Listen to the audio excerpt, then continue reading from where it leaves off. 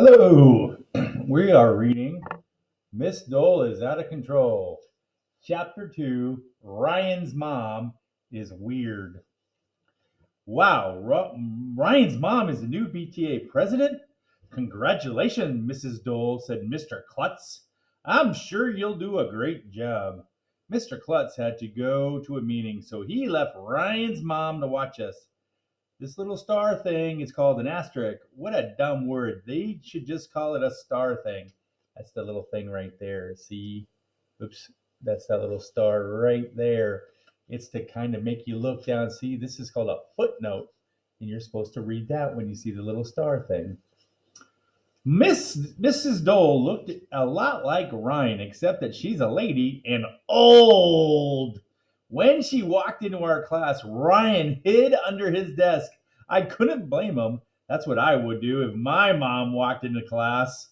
Parents should never come into your class unless it's your birthday and they're bringing cupcakes for everybody. That's the first rule of being a kid. Wow, the president of the PTA is important, I whispered to Ryan. That's almost like being president of the United States. Ryan slid further under his desk. Andrea crossed her arms and said, "Humph." Whenever somebody crosses their arms and says, "Humph," it means they're mad. Nobody knows why. Good morning, said Mrs. Dole. Are you kids excited about the end of school?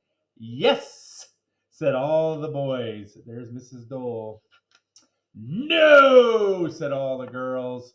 Are you excited about moving up to third grade? Mrs. Dole asked. Yes, said all the girls. No, said all the boys. I was thinking, wouldn't it be nice to give presents to Mrs. Daisy? Said Mrs. Dole. She worked so hard for you all year. What would you like to give her? I'll give her a skateboard, I said. That's what you want, Arlo, Andrea said, rolling her eyes. Try to think of something Miss Daisy would want. Mrs. Dole said, what does she like more than anything? Flowers, you suggested Neil, the nude kid. Shoes, said Michael. Suddenly, I got the greatest idea in the history of the world.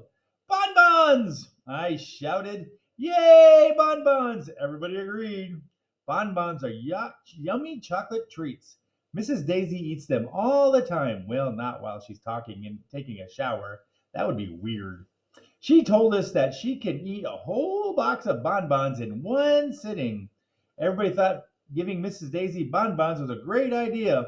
Neil, the nude kid, said I should get the Nobel Prize.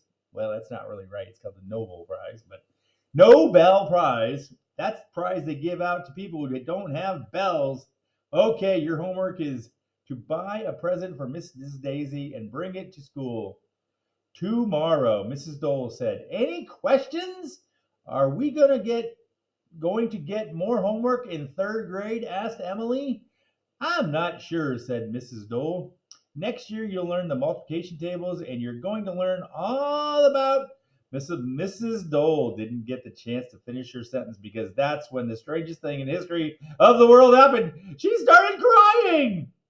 You kids are growing up so fast, Mrs. Dole blubbered. I can hardly believe that my little baby Ryan is going to be in the third grader. It seems like only yesterday he was in diapers.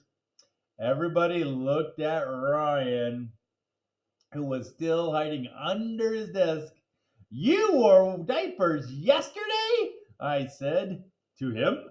Mrs. Dole continued, I remember when all of my baby Ryan could say was goo goo gaga, and all he could do was pee. I had to wipe his little bottom for him, and now look at him. Everybody looked at Ryan. Mrs. Dole grabbed the tissue from Mrs. Daisy's desk and blew her nose into it. Into the tissue. That is, blowing your nose into a desk would be weird. I'm sorry I get so emotional over my baby, she said as she ran out the door. Is she gone? Ryan asked. Yeah, you can come out from under your desk now, Michael said. Your mom is weird, I told Ryan. I know, he replied. She goes overboard a lot. She jumps out of boats, I asked. That's really weird. She just There were no grown-ups in the room, so I got up and shook my butt at the class. Some of the kids laughed, then me and Michael and Neil teased Ryan for all that peeing he did when he was a baby. That's what all babies do, Arlo, Andrea said. Well, I'm never having a baby, I told her. You can't have a baby, Arlo, Andrea said. You're a boy. Whoosh. That was a relief. If babies just pee all day, I wouldn't want to have one anyway. We had to stop talking about peeing because guess who came into the classroom at that very second? It was Mrs. Daisy! And that is chapter 2.